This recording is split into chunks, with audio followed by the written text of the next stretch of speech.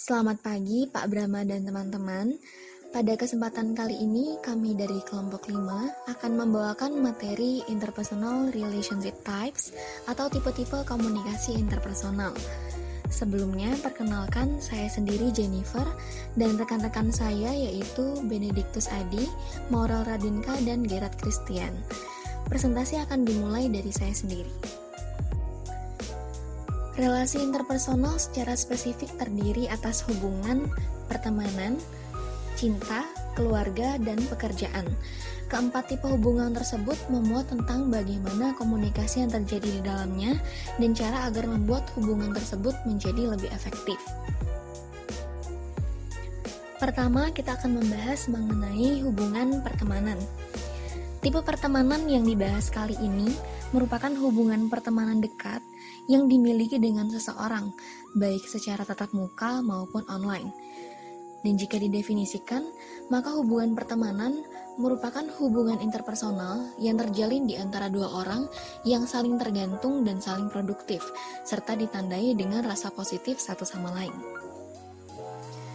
Beberapa karakteristik yang dimiliki oleh hubungan pertemanan yaitu: pertama, pertemanan adalah hubungan interpersonal. Interaksi komunikasi harus terjadi di antara orang-orang.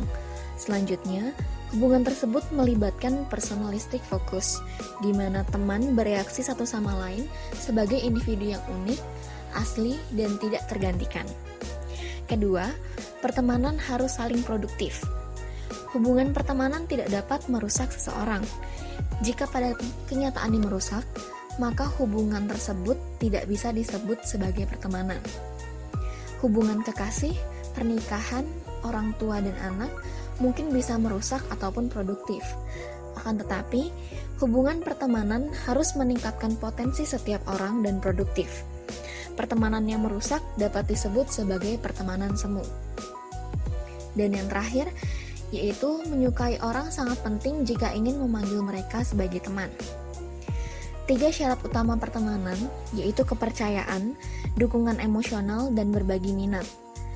Saling menyukai menjadi penting bagi suatu hubungan pertemanan, meskipun tingkat kesukaannya tidak harus sama. Sebagai contoh, dalam sebuah penelitian, 94% dari orang-orang mengharapkan teman mereka menyukai mereka dengan cara yang sama, sebagaimana mereka menyukai teman mereka. Namun pada kenyataannya, tingkat timbal balik ini hanya berkisar 34-53% saja. Hubungan pertemanan dapat dilihat dari berbagai perspektif. Berikut adalah berbagai jenis pertemanan yang dilihat dari beberapa faktor. Pertama, fungsi. Salah satu cara memandang sebuah pertemanan adalah melihat dari segi fungsi yang didapatkan. Semisal, seorang teman dapat menjalin hubungan yang benar-benar dekat ketika membantu dalam berbagai cara, baik melalui dukungan emosional maupun finansial. Selain itu, teman yang dapat dipengaruhi dan melakukan hal yang diinginkan, serta teman untuk bermain bersama. Kedua, yaitu kedekatan. Cara yang jelas untuk mengklasifikasikan teman adalah dalam hal kedekatan. Klasifikasi tersebut dapat menjadi kenalan, teman biasa, teman dekat, dan teman akrab. Ketiga, yaitu media komunikasi. Perspektif lain terkait media berkomunikasi dengan teman seperti online, tatap muka, telepon, email, dan media lainnya, serta seberapa sering menggunakan media tersebut. Keempat, yaitu berbasis realitas. Beberapa pertemanan yang nyata dalam artian menunjukkan karakteristik yang biasanya dipikirkan ketika sedang memikirkan seorang teman, mencakup saling mendukung, ketersediaan, saling menyukai, dan saling menghubungi. Namun ada beberapa pertemanan parasosial yang biasanya dijalin dengan selebriti. Meskipun hanya diri sendiri yang tahu tentang pertemanan tersebut, namun entah mengapa terasa nyata. Selanjutnya yaitu interaksi. Pandangan lain untuk mengklasifikasikan pertemanan yaitu menurut jenis interaksi. 3 kelas yang digunakan yaitu timbal balik, penerimaan, dan asosiasi. Pertama, pertemanan timbal balik berbasis pada kesetaraan. Masing-masing individu berbagi secara setara dalam memberikan manfaat dan imbalan dari hubungan tersebut. Kedua, dalam pertemanan penerimaan, satu orang adalah pemberi utama dan yang lainnya adalah penerima utama.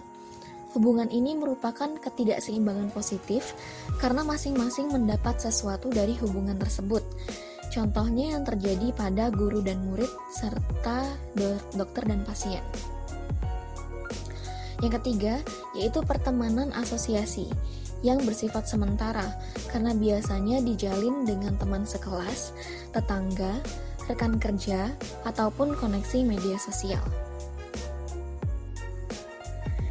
Dua tipe khusus pertemanan yaitu friends with benefit dan frenemy.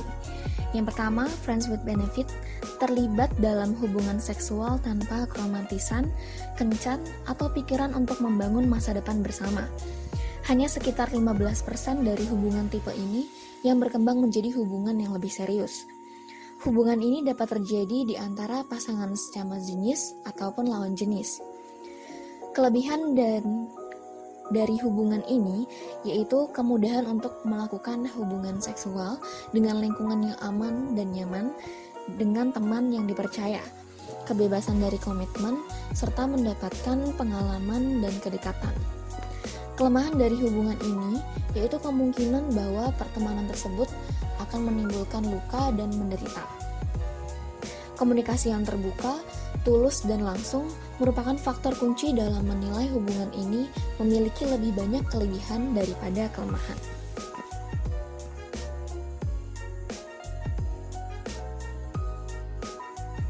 Selanjutnya yaitu frenemy, di mana frenemy bukanlah teman dalam arti yang mendalam, karena seorang frenemy menyamar menjadi seorang teman. Seorang frenemy adalah musuh yang menyamar menjadi teman, yang ketika muncul menjadi teman, namun pada tingkat yang lebih dalam bukanlah seorang teman. Dan yang paling penting adalah seorang frenemy selalu mengulangi perilaku tertentu. Terkadang seorang teman sejati dapat berperilaku seperti musuh, akan tetapi seorang frenemy akan selalu melakukannya. Seseorang biasanya memilih dan menjalin hubungan pertemanan dengan orang yang memenuhi kebutuhan dasarnya. Memilih teman berdasarkan kebutuhan pada dasarnya sama seperti memilih pasangan menikah, karyawan, atau siapapun yang berada dalam posisi memenuhi kebutuhan seseorang. Beberapa kebutuhan tersebut yang bisa didapat melalui hubungan tatap muka maupun online yaitu: pertama, utilitas, yaitu seseorang yang memiliki bakat dan keterampilan tertentu atau sumber daya yang berguna bagi orang lain. Misalnya, seseorang yang cerdas sehingga bisa membantu temannya untuk mendapatkan pekerjaan yang baik. Kedua, yaitu afirmasi. Seseorang yang menegaskan nilai pribadi orang lain dan membantu orang tersebut untuk mengenali atribut dirinya. Misalnya, seseorang yang mengomunikasikan kehebatan orang lain dalam memimpin, kecakapan atletik, maupun selera humor yang dimiliki. Teman Facebook yang biasanya berkomentar memenuhi fungsi pertemanan ini. Yang ketiga, yaitu dukungan ego, yaitu seseorang yang berperilaku mendukung dan membantu. Misalnya, orang yang memandang orang lain layak dan kompeten. Keempat, yaitu stimulasi, yaitu seseorang yang memperkenalkan pada ide dan cara pandang baru untuk melihat dunia. Misalnya ketika seseorang membuat orang lain berhubungan dengan orang-orang dan pengalaman yang sebelumnya tidak dikenal. Pertemanan online dengan mereka yang berasal dari bagian lain dunia atau berbagai agama dan tradisi budaya memenuhi fungsi ini. Terakhir yaitu keamanan, yaitu seseorang yang tidak melakukan apapun untuk menyakiti atau memperhatikan kelemahan orang lain, melainkan mendukung dan tidak menghakimi. Pertemanan yang akrab dan langgeng berlangsung secara bertahap. Jumlah topik komunikasi pun meningkat saat pertemanan semakin dekat. Terdapat 3 tahap utama pengembangan pertemanan, yaitu yang pertama, kontak. Pada tahap kontak, karakteristik komunikasi interpersonal yang efektif biasanya hanya ada pada tingkat yang kecil. Oleh karena belum mengenal orang lain, kemampuan seseorang untuk berempati dengan orang lain menjadi terbatas. Hubungan yang baru terbentuk dan tidak mengenal satu sama lain mengakibatkan interaksi seringkali ditandai dengan kecanggungan. Misalnya, jeda yang lama dan ketidakpastian topik yang dibahas, serta pengiring dan penerima pesan yang tidak efektif. Kedua yaitu keterlibatan. Pada tahap kedua ini ada kesadaran diadik, yaitu perasaan yang jelas akan kebersamaan. Pada tahap ini, setiap individu berpartisipasi dalam aktivitas sebagai satu unit dan bukan sebagai individu yang terpisah. Dalam tahap ini mulai terlihat karakteristik komunikasi interpersonal yang efektif dengan lebih jelas. Seseorang akan mulai mengekspresikan diri secara terbuka dan tertarik pada pengungkapan orang lain. Seseorang akan menjadi lebih percaya diri dalam berkomunikasi, mempertahankan kontak mata dan fleksibilitas yang tepat dalam postur dan gerak tubuh. Tahap yang ketiga yaitu pertemanan yang dekat dan intim. Pada tahap ini, masing-masing orang dalam hubungan pertemanan akan mendapat manfaat besar, misalnya dukungan emosional. Oleh karena telah mengenal satu sama lain dengan baik, ketidakpastian terhadap satu sama lain menjadi berkurang secara signifikan dan dapat memprediksi perilaku satu sama lain dengan sangat akurat. Pengetahuan ini memungkinkan manajemen interaksi yang signifikan, dukungan, dan keterbukaan yang lebih besar. Seseorang akan lebih berorientasi pada orang lain dan bersedia membuat pengorbanan bagi orang lain. Seseorang juga akan berempati dan bertukar lebih banyak perspektif, dan mengharapkan temannya juga berempati dengannya. Setiap orang dalam pertemanan yang akrab akan benar-benar setara, yaitu masing-masing dapat merespon, dapat bersikap aktif maupun pasif dalam hal berbicara dan juga mendengarkan. Pertemanan dan cara memandang teman dipengaruhi oleh budaya dan gender. Pertama, kita akan bahas mengenai budaya dan pertemanan. Secara umum, pertemanan lebih dekat dengan budaya kolektivis daripada budaya individualis, di mana budaya kolektivis mendorong perkembangan ikatan pertemanan yang dekat karena menekankan pada kelompok dan kerjasama. Di sisi lain, budaya individualis diharapkan untuk menjadi nomor satu bagi diri sendiri. Akibatnya, mereka cenderung bersaing dan mencoba melakukan yang lebih baik daripada orang lain, di mana hal tersebut merupakan kondisi yang pada umumnya tidak mendukung pengembangan pertemanan. Selanjutnya yaitu gender dan pertemanan. Wanita lebih banyak mengungkapkan diri daripada pria. Pria pada umumnya tidak memandang keintiman sebagai kualitas pertemanan yang diperlukan. Wanita terlibat dalam perilaku yang lebih berpengaruh secara signifikan dengan teman-teman mereka daripada pria. Perbedaan ini dapat menjelaskan kesulitan pria dalam memulai dan mempertahankan pertemanan yang dekat. Pertemanan pria biasanya dibangun melalui kegiatan bersama, seperti menghadiri ball game, bermain kartu, ataupun mengerjakan proyek di kantor. Sedangkan di sisi lain, pertemanan wanita dibangun dengan berbagi perasaan dan juga dukungan. Yang selanjutnya adalah love relationship. Cinta adalah perasaan yang ditandai oleh kedekatan dan kepedulian, serta oleh keintiman, hasrat, dan komitmen. Itu juga merupakan hubungan interpersonal yang dikembangkan, dipelihara, dan kadang-kadang dihancurkan oleh komunikasi, dan pada saat yang sama, hubungan itu dapat sangat ditinggikan dengan keterampilan komunikasi. Ketika mahasiswa diminta untuk mengidentifikasi fitur-fitur yang telah menjadi ciri cinta romantis, 5 elemen yang paling sering dicatat oleh kepercayaan, ketertarikan seksual, penerimaan, dan toleransi, menghabiskan waktu bersama, dan berbagai macam pemikiran dan rahasia. Ada 6 jenis cinta ini yang awalnya dikembangkan oleh John Alan Lee. Yang pertama ada Eros, Beauty, and Sexuality. Eros ini berfokus pada kecantikan dan daya tarik fisik, terkadang dengan mengesampingkan kualitas yang sering dipertimbangkan lebih lanjut dan lebih tahan lama seperti menjalin cinta dengan orang yang pintar.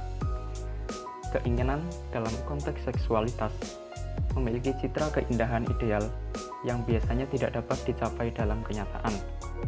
Akibatnya, keinginan tersebut akhirnya tidak terpenuhi.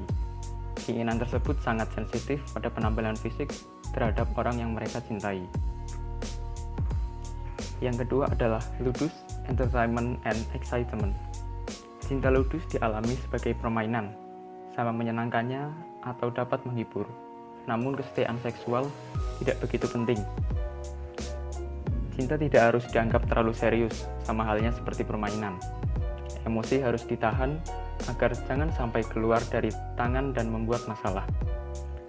Cinta ludus mempertahankan pasangannya hanya selama pasangan itu menarik dan lucu. Saat minat memudar, saatnya untuk berganti pasangan. Jika cinta jenis ini dapat berjalan dengan baik, maka tidak akan ada rasa bosan dan jaim antara satu sama lain. Yang ketiga adalah storge, peaceful and slow. Dalam bahasa Yunani, cinta keluarga.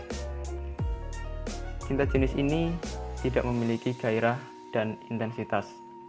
Pencinta storge berangkat bukan untuk menemukan kekasih, tetapi untuk menjalin hubungan persahabatan dengan seseorang yang mereka kenal dan dengan siapa mereka dapat berbagi minat dan kegiatan. Cinta storge adalah proses bertahap dari pikiran dan perasaan yang terbuka. Maka seks dalam jenis ini tidak dianggap penting. Yang keempat adalah pragma, practical, and traditional. Pencinta pragma menginginkan kesesuaian dan hubungan di mana kebutuhan dan keinginan penting bagi mereka dan terpenuhi mencari hubungan yang akan berhasil. Mereka lebih mementingkan kualifikasi sosial calon pasangan seperti kualitas latar belakang dan tidak terlalu bergantung pada perasaan, melainkan pada logika. Jadi latar belakang yang dimaksud seperti penghasilan yang didapatkan pasangan, apakah pasangan tersebut bisa memasak, apakah pasangan bisa membantu dalam karir yang kita jalani. Hubungan pragma ini jarang memburuk, karena pecinta pragma memilih pasangannya dengan hati-hati dan menekankan kesamaan serta memiliki harapan romantis yang realistis. Yang selanjutnya, mania, elation and depression. Jenis cinta ini sangat mencintai pasangannya dan pada saat yang sama sangat mengkhawatirkan hilangnya cinta. Tetapi dengan sedikit provokasi, cinta ini dapat mengalami kecemburuan yang bisa dibilang sering. Cinta ini bersifat posesif, maka jenis cinta mania terkadang memiliki prinsip yang harus dimiliki kekasih sepenuhnya dan dicintai dengan intens. Karena cinta sangat penting dalam hubungan jenis ini, tanda-tanda bahaya dalam suatu hubungan sering diabaikan. Kekasih mania percaya bahwa jika ada cinta, maka tidak ada lagi yang penting. Yang keenam, agape, compassionate, and selfless. Agape adalah cinta yang pengasih, tanpa ego dan memberi diri. Pecinta agape mencintai orang-orang yang bahkan tidak memiliki hubungan dekat dengannya. Kekasih ini mencintai orang asing di jalan meskipun mereka berdua mungkin tidak akan pernah bertemu lagi. Agape adalah cinta spiritual yang ditawarkan tanpa memperhatikan imbalan atau keuntungan pribadinya, mengharapkan bahwa cinta itu akan dibalas. Keenam gaya tersebut yang sudah tadi saya jelaskan, menjelaskan bahwa orang yang berbeda menginginkan hal yang berbeda, bahwa setiap orang mencari kepuasan dengan cara yang unik. Masing-masing jenis cinta ini dapat digabungkan membentuk pola-pola baru dan berbeda, misalnya mania dan ludus, atau storge dan pragma. Satu kedekatan melihat proses perkembangan ini memiliki 3 tahap utama. Tahap pertama, eros, mania, agape, dan ludus merupakan ketertarikan awal. Tahap kedua, storge, merupakan hubungan yang berkembang. Tahap ketiga adalah pragma, saat ikatan hubungan berkembang. Yang selanjutnya ada love and communication. Cinta dan komunikasi di antara cara yang paling sering digunakan untuk mengkomunikasikan cinta adalah dengan mengkomunikasikan secara langsung atau melalui telepon, mengekspresikan dukungan, dan membicarakan hal-hal yang bekerja sama. Cara untuk memberi informasi tentang cinta saat ini bisa melalui postingan Facebook, Twitter, mengubah status di kolom deskripsi, dan yang paling sering dilakukan adalah memposting foto berdua dengan pasangan. Secara non-verbal, kita juga mengkomunikasikan cinta. Kontak mata dalam waktu yang lama dan fokus mungkin merupakan indikator cinta non-verbal yang paling jelas. Selain itu, kita terkadang menampilkan isyarat afiliasi atau tanda-tanda yang menunjukkan Anda mencintai orang lain, termasuk anggukan kepala, memberikan senyuman yang menandakan kegembiraan yang tulus. Gerakan non-verbal juga menunjukkan tentang hubungan yang dijalani, seperti berpegangan tangan, mencium, bahkan bisa berpakaian sama atau memposting foto untuk mengkomunikasikan hubungan secara publik melalui media sosial. Yang selanjutnya adalah love, culture, and gender. Cinta, budaya, dan gender. Seperti halnya persahabatan. Cinta sangat dipengaruhi oleh budaya dan gender. Contohnya adalah orang Asia lebih berorientasi pada persahabatan dalam gaya cinta. Sedangkan budaya individualis, misalnya Eropa Barat, cenderung lebih menekankan cinta romantis dan pada pemenuhan individu. Dalam perbandingan antara gaya cinta di Amerika Serikat dan Prancis, ditemukan bahwa orang-orang di Amerika memiliki skor yang lebih tinggi pada storge dan mania. Prancis sebaliknya, skor Prancis lebih tinggi pada agape. Perempuan dan laki-laki tampaknya mengalami cinta dan pada tingkat yang sama. Menurut penelitian, wanita menunjukkan cinta yang lebih besar daripada pria. Untuk teman sesama jenis, namun pria menjadi lebih romantis dan wanita kurang romantis saat hubungan sudah berjalan cukup lama. Dalam reaksi mereka terhadap hubungan romantis, wanita dan pria menunjukkan kesamaan perbedaan.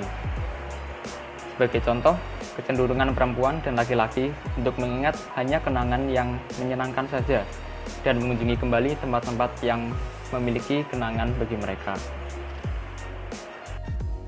Lalu selanjutnya saya akan menjelaskan tentang family relationship. Yang pertama, sebuah keluarga pada umumnya terdiri dari suami, istri, dan 2 anak. Jadi, jika seseorang diminta untuk menjelaskan tentang keluarga, sudah pasti mereka akan menjawab bahwa keluarga terdiri dari suami, istri, dan satu atau lebih anak. Nah, tetapi jenis-jenis hubungan lainnya adalah anggota keluarga mereka sendiri. Contohnya itu kayak keluarga tanpa adanya seorang anak atau keluarga orang tua tunggal. Maksudnya itu bisa dikatakan keluarga jika sepasang suami istri ini belum punya anak. Atau contoh lainnya itu keluarga orang tua tunggal. Jadi cuman ada ibu sama anak atau ayah sama anak. Nah, dari jenis-jenis ini itu bisa dikatakan bahwa konsep sebuah keluarga itu sudah mulai meningkat atau pola keluarga yang sudah meningkat, karena arti dari keluarga sendiri itu bukan hanya harus suami, istri, dan 2 anak.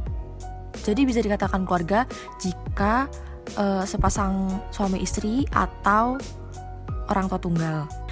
Atau contoh nyata lainnya itu seperti orang yang hidup bersama dalam suatu hubungan eksklusif yang belum menikah. Jadi sebagian besar orang-orang yang hidup bersama ini hidup seolah-olah mereka sudah menikah. Jadi mereka tuh sama-sama punya komitmen seksual yang eksklusif, mungkin juga punya anak, dan ada tanggung jawab keuangan bersama, waktu bersama, dan ruang bersama. Nah, hubungan ini itu mencerminkan perkawinan pada umumnya. Kecuali kalau perkawinan pada umumnya itu kan diakui oleh badan keagamaan senegara atau keduanya.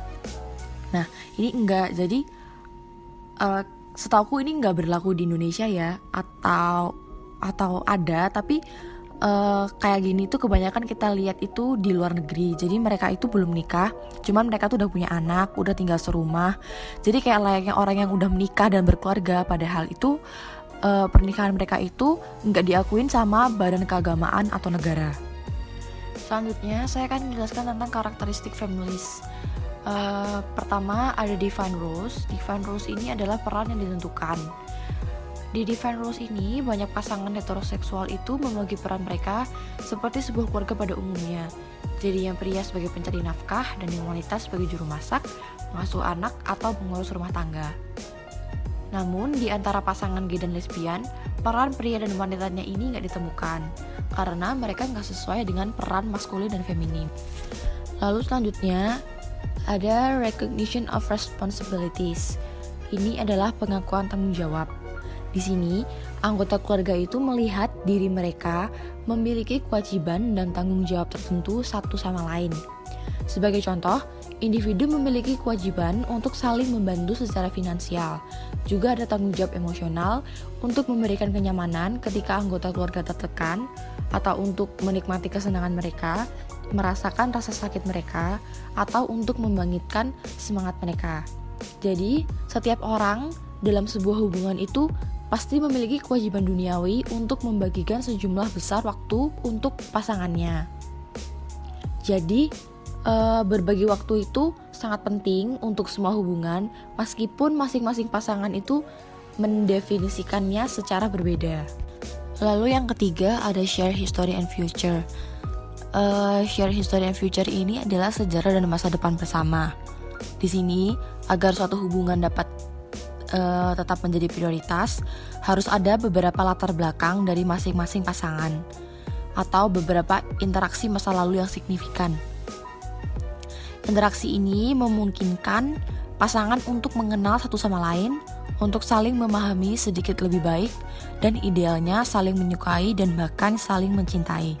Demikian pula, individu melihat hubungan ini sebagai masa depan yang potensial. Lalu yang terakhir ada shared living space atau ruang hidup bersama. Di shared living space ini, dalam budaya Amerika secara umum, orang-orang dalam hubungan interpersonal biasanya berbagi ruang hidup yang sama. Ketika ruang hidup tidak dibagi, situasi umumnya dilihat sebagai tidak normal atau sementara, baik oleh budaya secara keseluruhan maupun oleh individu yang terlibat dalam hubungan. Lalu, slide selanjutnya ada couple types. Di sini ada 3 jenis dasar hubungan primer, yang diantaranya yang pertama tradisional. Jika seseorang adalah bagian dari pasangan tradisional, mereka akan cenderung setuju dengan pernyataan seperti ini. Yang pertama, saling memberitahu betapa kita saling mencintai atau peduli. Yang kedua, makan makanan kita pada waktu yang sama setiap hari. Yang ketiga, seorang wanita harus mengambil nama belakang suaminya saat menikah. Pasangan tradisional itu berbagi sistem kepercayaan dasar dan filosofi hidup. Mereka melihat diri mereka sebagai campuran 2 orang yang menjadi satu pasangan daripada sebagai 2 individu yang terpisah. Jadi, mereka saling tergantung dan percaya bahwa kemerdekaan setiap individu harus dikorbankan untuk kebaikan hubungan. Lalu yang kedua ada independen. Pada pasangan independen ini ada beberapa pernyataan. Yang pertama, dalam pernikahan atau hubungan dekat seharusnya tidak ada batasan atau batasan pada kebebasan individu. Yang kedua, saya memiliki ruang kerja pribadi saya sendiri. Yang ketiga, saya merasa bebas untuk mengganggu pasangan saya ketika dia berkonsentrasi pada sesuatu atau jika dia ada di hadapan saya. Jadi, pasangan independen ini menekankan kepribadian mereka. Hubungan itu penting, tetapi tidak pernah lebih penting daripada identitas individu setiap orang. Meskipun orang-orang independen menghabiskan banyak waktu bersama, mereka tidak melakukan ritualisasi, misalnya dengan jadwal. Lalu yang ketiga ada separate atau pasangan yang berpisah tanpa adanya perceraian. Ada beberapa pernyataan. Yang pertama, jika saya dapat menghindari perdebatan tentang beberapa masalah, mereka akan hilang. Mereka ini yang dimaksud masalah. Lalu yang kedua, lebih baik menyembunyikan perasaan Anda yang sebenarnya untuk menghindari menyakiti pasangan Anda. Yang ketiga, di rumah kami menjaga jadwal waktu harian yang cukup teratur. Pasangan yang berpisah memandang hubungan mereka lebih sebagai masalah kenyamanan daripada hasil dari cinta atau kedekatan mereka. Mereka tampaknya memiliki sedikit keinginan untuk bersama, dan pada kenyataannya biasanya waktu bersama hanya pada saat makan atau kumpul-kumpul liburan. Jadi sangat penting untuk memisahkan bahwa setiap pasangan memiliki ruang fisik dan psikologisnya masing-masing. Lalu slide selanjutnya ada family types. Yang pertama ada consensual families atau keluarga konsensual. Di sini tinggi dalam percakapan dan tinggi dalam kesesuaian. Keluarga ini mendorong komunikasi dan kesepakatan terbuka. Yang kedua, protective families atau keluarga protektif. Di sini tinggi dalam konformitas dan rendah dalam percakapan. keluarga ini menekankan kesepakatan dan berusaha untuk menghindari konflik, tetapi dengan sedikit komunikasi. Yang ketiga, pluralistic families atau keluarga pluralistik. Rendah dalam konformitas dan tinggi dalam percakapan. Anggota keluarga ini didorong untuk mengekspresikan sikap dan sudut pandang yang berbeda untuk terlibat dalam komunikasi terbuka sambil saling mendukung. Yang keempat, ada laissez-faire families atau keluarga laissez-faire. Pada keluarga laissez-faire ini rendah dalam konformitas dan rendah dalam percakapan. Jadi, pada keluarga ini mereka menghindari interaksi dan komunikasi dan mendorong privasi dan sikap. Lakukan apa yang Anda inginkan. Itu adalah arti dari keluarga laissez-faire. Lalu yang selanjutnya ada family and communication. Yang pertama di equality of pattern. Di sini pola kesetaraan mungkin ada lebih banyak dalam teori daripada dalam praktik. Tetapi ini merupakan titik awal yang baik untuk melihat komunikasi dalam hubungan-hubungan utama. Ini lebih ada di antara pasangan sesama jenis daripada pasangan lawan jenis. Jadi, dalam pola kesetaraan, setiap orang berbagi secara setara dalam transaksi komunikasi atau peran yang dimainkan oleh masing-masing individu. Jadi dengan demikian, setiap orang diberikan tingkat kredibilitas yang sama. Jadi masing-masing individu itu terbuka terhadap ide, pendapat, dan kepercayaan. Lalu yang kedua ada the balance split pattern. Pada hubungan ini adanya kesetaraan yang dipertahankan, tetapi setiap orang memiliki otoritas atas dominan yang berbeda. Jadi setiap orang dilihat sebagai ahli atau pengambil keputusan di berbagai bidang. Misalnya, dalam sebuah keluarga, suami mempertahankan kredibilitas tinggi dalam urusan bisnis dan mungkin dalam politik. Sang istri mempertahankan kredibilitas tinggi dalam hal-hal seperti pengasuhan anak dan memasak. Lalu yang ketiga ada the unbalanced split pattern.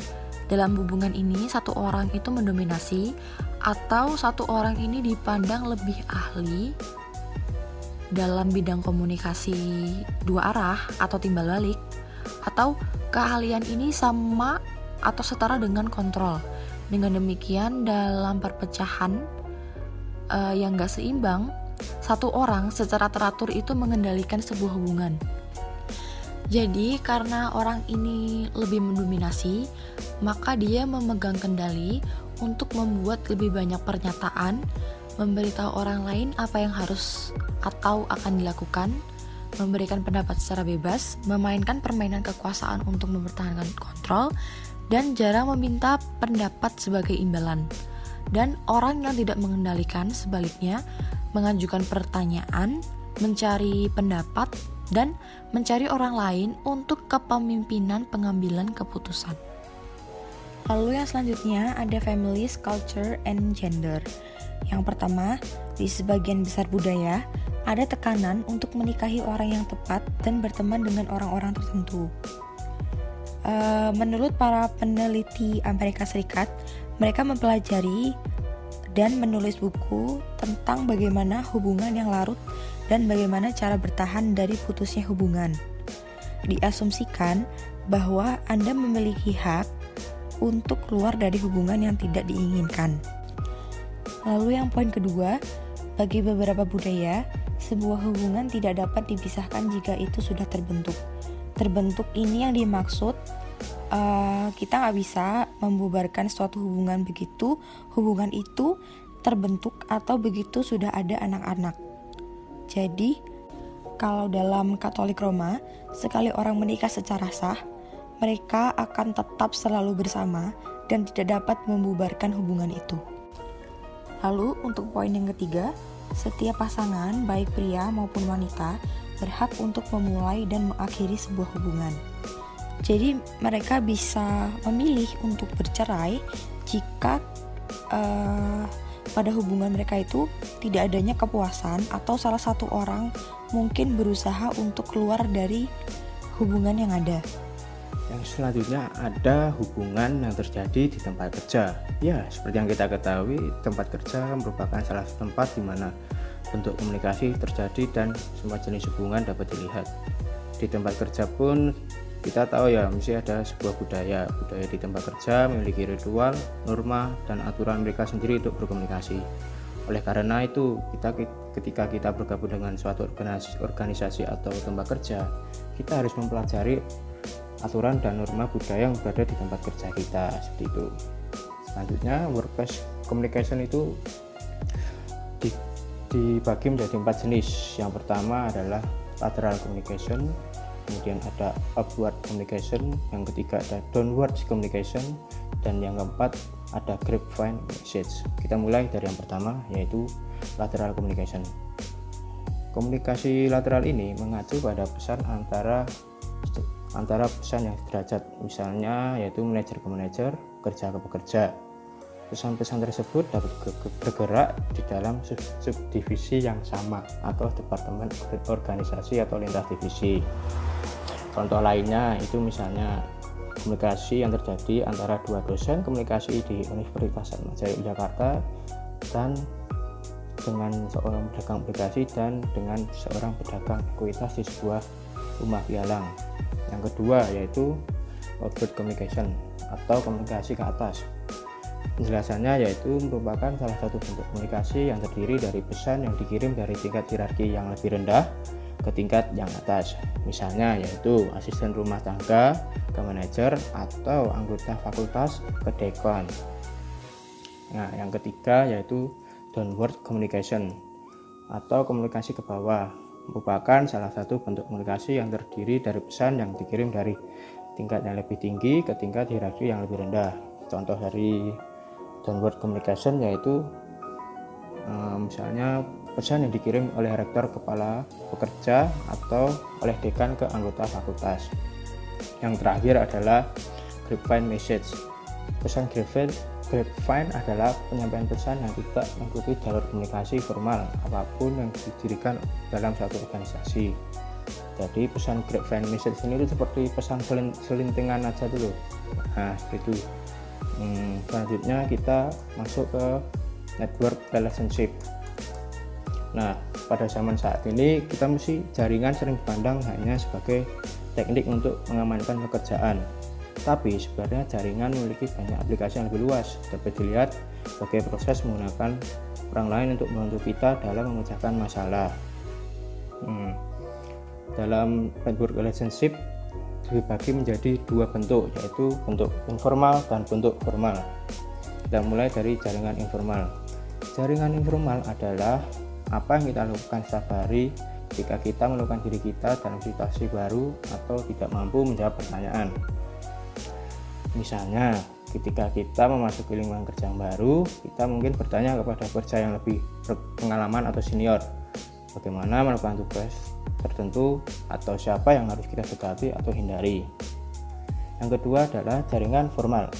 Hampir sama dengan informal, tapi jaringan formal ini jauh lebih sistematis dan strategis. Jaringan formal mengharuskan kita untuk lebih aktif dalam menemukan dan membangun koneksi. Jadi bersikap proaktif dalam jaringan formal dilakukan untuk memulai kontak daripada menunggu mereka datang pada kita. Di dalam jaringan sering disarankan agar kita mencoba membangun hubungan yang saling menguntungkan. Sama seperti orang lain adalah sumber informasi yang berguna bagi kita. Kita juga kemungkinan besar akan menjadi sumber informasi yang berguna bagi orang lain. Misalnya, kita adalah seorang seniman lepas. Kita dapat menghubungi orang-orang yang berada dalam posisi lain untuk menawarkan pekerjaan pada kita, atau mungkin mengarahkan kita kepada orang yang lain untuk menawarkan pekerjaan kita. Kemudian lanjut ke mentoring relationship. Mentoring relationship adalah kemitraan di mana individu yang berpengalaman atau mentor membantu seorang yang kurang berpengalaman atau anak didik belajar bagaimana mencapai tujuannya. Nah, mentoring ini tuh sangat bermanfaat bagi organisasi, di mana bisa meningkatkan moral, mengurangi pergantian, dan membantu memposisikan anggota junior untuk kemajuan. Mentoring juga bermanfaat bagi individu. Jadi masing-masing individu itu kan bisa memberikan ide atau perspektif baru kepada anggota organisasi atau tempat kerja. Selanjutnya masuk ke romantic relationship at work. Nah, kita kan mesti tahu ya, di tempat kerja masih terdiri dari pegawai laki-laki dan pegawai perempuan. Jadi kita dapat dikatakan bisa terjadi cinta lokasi di dalam tempat kerja. Di romantic relationship at work ini terjadi dua sisi, yaitu sisi positif dan sisi negatif. Kita mulai dari sisi positifnya dulu. Nah, jadi keuntungan dari keromantisan di tempat kerja yaitu yang pertama, lingkungan kerja tampaknya merupakan tempat yang sempurna untuk bertemu dengan pasangan romantis yang potensial. Lagi pula berdasarkan fakta bahwa kita kerja di kantor sama, mungkin kita berdua tertarik pada bidang sama, memiliki pelatihan dan ambisi yang serupa, sehingga semua faktor tersebut dapat mendorong pengembangan hubungan interpersonal yang sukses. Terus keuntungan yang kedua adalah percintaan di kantor bisa menghasilkan kepuasan kerja yang lebih besar. Misalnya, jika kita secara romantis tertarik pada kerjaan lain, itu dapat membuat kita untuk bekerja sama dan bahkan bisa menambah jam kerja kita lebih menyenangkan dan lebih memuaskan. Nah, lalu kita masuk ke sisi negatifnya dari kisah romantis di tempat kerja. Yang pertama yaitu ketika hubungan baik untuk kedua individu, namun itu mungkin tidak baik untuk pekerjaan lain. Nah, melihat pasangan yang penuh kasih bersama setiap hari dapat menghasilkan gosip kantor yang berbukti merusak. Orang lain mungkin berpikir bahwa kasih adalah tim yang harus dikonfrontasi sebagai pasangan. Dan kita tidak dapat mengkritik atau menimbulkan kemarahan yang lain. Yang kedua yaitu bisa membuat para mantan kekasih stres untuk bertemu satu sama lain secara teratur dan mungkin untuk bekerja sama. Nah, pekerjaan lain mungkin merasa mereka harus memihak dan bersikap mendukung satu pasangan dan kritis terhadap yang lain. Ini dapat dengan mudah menyebabkan gesekan di seluruh organisasi. Yang ketiga yaitu potensi tuduhan pelecehan seksual. Nah, jelas ya, ini mungkin terdapat oknum-oknum yang tidak kuat menahan hawa nafsu sehingga melakukan pelecehan seksual kepada anggota atau pegawai tempat kerja organisasi tersebut. Yang terakhir adalah dark side of interpersonal relationship atau hubungan gelap dalam hubungan interpersonal. Seperti yang kita ketahui bahwa di semua hubungan interpersonal lainnya persahabatan, cinta, keluarga, dan tempat kerja, terdapat kemungkinan adanya sisi gelap hubungan. Dalam setiap interaksi antar pribadi tidak hanya terdapat potensi untuk komunikasi yang produktif dan bermakna, tapi juga potensi untuk komunikasi yang tidak produktif dan destruktif. Contoh dari sisi gelap hubungan yaitu adalah kecemburuan dan kekerasan. Yang pertama kita bahas yaitu adalah rasa cemburu atau jealousy. Rasa cemburu atau kecemburuan hampir sama dengan iri hati. Dalam kedua kasus ini kita mengalami emosi negatif tentang hubungan kita dan kita sering menggunakan kedua istilah itu secara bergantian. Tapi mereka sebenarnya berbeda. Iri hati adalah perasaan emosional yang kita alami ketika kita menginginkan lebih dari yang dimiliki atau dimiliki orang lain daripada kita. Sedangkan kecemburuan adalah bentuk kemarahan yang kita miliki ketika kita merasa hubungan kita dalam bahaya karena beberapa saingan. Menurut Herbert tahun 2011, kecemburuan dapat dibedakan menjadi 3 jenis. Yang pertama adalah cognitive jealousy, yang kedua emotional jealousy, dan yang ketiga adalah behavioral jealousy. Kita mulai, yang pertama adalah cognitive jealousy. Cognitive jealousy atau kecemburuan kognitif adalah kecemburuan yang melibatkan pemikiran kita yang mencurigakan, kekhawatiran, dan membayangkan berbagai skenario di mana pasangan kita mungkin tertarik pada orang lain. Jadi kognitif itu seperti kita tuh mengira-ngira saja pada pasangan kita. Kemudian yaitu emotional jealousy. yaitu kecemburuan emosional. Kecemburuan ini melibatkan perasaan yang kita miliki ketika kita melihat pasangan kita mengatakan, tertawa atau berbicara secara intim dengan saingan kita. Contoh lainnya adalah kita menjadi iri ketika pasangan kita menghabiskan waktu terlalu banyak untuk bermain Instagram atau sosial media lainnya. Yang ketiga yaitu behavioral jealousy atau kecemburuan perilaku. Kecemburuan ini mengacu pada apa yang sebenarnya kita lakukan dalam menanggapi perasaan dan emosi yang cemburu. Misalnya yaitu saat membaca email pasangan kita dan mencari foto-foto di Facebook yang mengenai pasangan kita dengan orang lain. Selanjutnya kita masuk ke violence, yaitu kekerasan. Kekerasan menurut Rice tahun 2007 dibedakan menjadi 3 jenis, yaitu verbal or emotional abuse, kemudian ada physical abuse dan sexual abuse. Kita mulai yang pertama yaitu verbal or emotional abuse. Pelecehan verbal adalah pelecehan yang menggunakan kata-kata yang dampaknya bisa mempermalukan kita. Contohnya yaitu membuli secara langsung atau mengejek kita secara langsung di depan muka kita. Yang selanjutnya ada physical abuse atau pelecehan fisik. Pelecehan ini bertujuan untuk menyakiti diri orang lain. Contohnya adalah mendorong, memukul, menampar, menendang, mencekik, melempar barang ke arah kita, dan memecahkan barang ke arah kita. Yang ketiga yaitu sexual abuse atau pelecehan seksual. Pelecehan ini melibatkan sentuhan yang tidak diinginkan. Contohnya yaitu adalah pemerkosaan dan perselingkuhan seksual tanpa alasan. Nah, penting untuk diketahui teman-teman bahwa potensi kekerasan dalam semua hubungan tidak dapat dihindarkan. Walaupun itu terjadi pada sebagian kecil hubungan, namun yang perlu diingat juga bahwa setiap hubungan persahabatan, cinta, keluarga, dan teman kerja juga banyak hal yang positif loh. Jadi teman-teman kalau bisa menjaga hubungannya dengan pasangan baik-baik ya.